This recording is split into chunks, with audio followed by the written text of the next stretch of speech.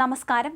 വിദേശത്തുള്ള അമ്മ എത്താൻ വൈകുന്നതിനെ തുടർന്ന് വാഹനാപകടത്തിൽ മരിച്ച കുട്ടിയുടെ സംസ്കാരം വൈകുന്നു. കഴിഞ്ഞ ചൊവ്വാഴ്ചയാണ് ബൈക്കും ജീപ്പും കൂട്ടിയിടിച്ചുണ്ടായ അപകടത്തിൽ ഷാനറ്റ് മരിച്ചത്. 18 വയസ്സായിരുന്നു. കുവൈറ്റിൽ ജോലിക്ക് പോയ കുട്ടിയുടെ അമ്മ ജിനുവിന് ഇതുവരെ ആയിട്ടും നാട്ടിലെത്താൻ സാധിച്ചിട്ടില്ല. ഏജൻസി ചതിച്ചതോടെ ജിനു 1.5 മാസമായി കുവൈറ്റ് പോലീസിന്റെ തടവിലാണ്. കേരളത്തിൽ നിന്നുള്ള എംപിമാർ വിഷയത്തിൽ ഇടപെട്ടിരുന്നു. എങ്കിലും പരിഹാരം കണ്ടെത്താൻ സാധിച്ചില്ല. പത്തനംതിട്ടയിലുള്ള ഒരു ഏജൻസിയാണ് ജിനുവിനെ കുവൈറ്റിലേക്ക് കൊണ്ടുപോയത്. ഒരു കുട്ടിയെ നോക്കാനായിട്ടാണ് കൊണ്ടുപോയത്. 40,000 ആയിരുന്നു ശമ്പളം പറഞ്ഞത്. ജോലിസ്ഥലത്ത് എത്തിയപ്പോഴാണ് മനസ്സിലായത് ആ വീട്ടിലുള്ളവരെ മുഴുവൻ നോക്കേണ്ട ജോലിയായിരുന്നു ജിനുവിന് കിട്ടിയത്. 1 മാസം കഴിഞ്ഞപ്പോൾ 27,000 രൂപ മാത്രമായിരുന്നു ശമ്പളമായി കിട്ടിയത്. തുടർന്ന് ഏജൻസിയെ വിവരം അറിയിച്ചു. അവരെത്തി ഭാര്യയെ മറ്റൊരു സ്ഥലത്തേക്ക് കൊണ്ടുപോവുകയായിരുന്നുവെന്ന് ജിനുവിന്റെ ഭർത്താവ് പറഞ്ഞു.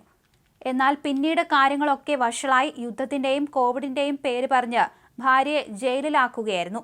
ആ ജയിലിൽ ഏജൻസികൾ വഴി ചതിയിൽപ്പെട്ട നിരവധി പേരുണ്ട് എന്ന് ഭർത്താവ് പറയുകയും ചെയ്തു.